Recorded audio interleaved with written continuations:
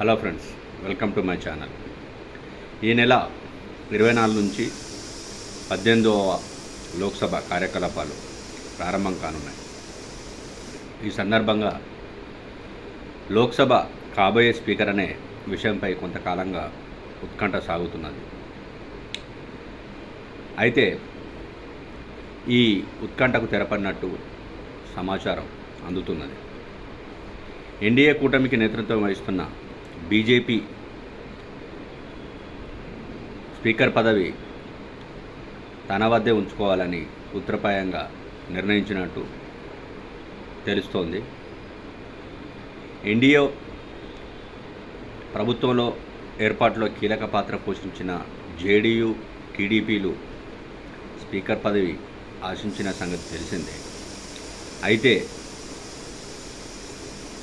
దీనిపై బీజేపీ రాజీ పడకపోవడంతో స్పీకర్ పదవి తన వద్దే ఉంచుకొని డిప్యూటీ స్పీకర్ భాగస్వామ్య పక్షాలైన టీడీపీ లేదా జేడీయూకి ఇచ్చే అవకాశం ఉంది.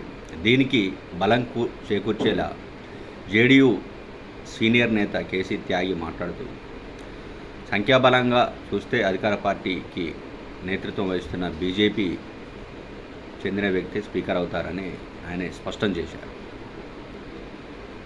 2014, 2019లో బీజేపీకి సంపూర్ణ మెజార్టీ రావడంతో ఈ స్పీకర్ పదవి ఎవరు తీసుకుంటారు, స్పీకర్గా ఎవరు ఉంటారనే విషయమే పెద్ద చర్చ జరగలేదు. కానీ ఈసారి బీజేపీ మెజార్టీ మార్కు చేరుకోకపోవడంతో భాగస్వామ్య పక్షాలైన టీడీపీ, జేడీయూలు కీలకంగా ప్రభుత్వ ఏర్పాట్ల కీలకంగా ఉండడంతో ఈ రెండు పార్టీలు స్పీకర్ పదవి కావాలని కోరినట్టు వార్తలు వచ్చాయి. ఎన్డీఏ పక్షాల నేతలు ఒమర్ అబ్దుల్లా కానీ, ఆదిత్య ఠాక్రే, సంజయ్ రౌత్ లాంటి వాళ్ళు కూడా స్పీకర్ పదవి టీడీపీ, జేడీయూలు ఎవరో తీసుకోవాలని ఆ రెండు పార్టీలు సూచించారు.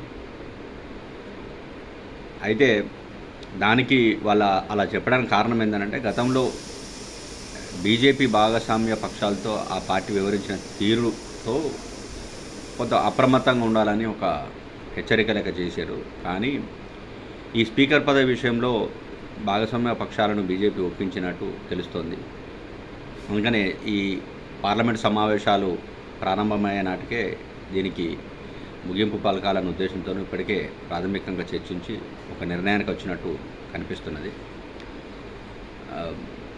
స్పీకర్ బీజేపీ వద్ద ఉంచుకొని డిప్యూటీ స్పీకర్ భాగస్వామ్య పక్షాల్లో ఏదో ఒక పార్టీకి ఇవ్వాలనే అంగీకారానికి వచ్చినట్టు కేసీ త్యాగి మాటల ద్వారా తెలుస్తుంది. అయితే మరోవైపు డిప్యూటీ స్పీకర్ పదవి మాకు ఇవ్వకపోతే పోటీ చేస్తామని ఇండియా కూటమి నేతలు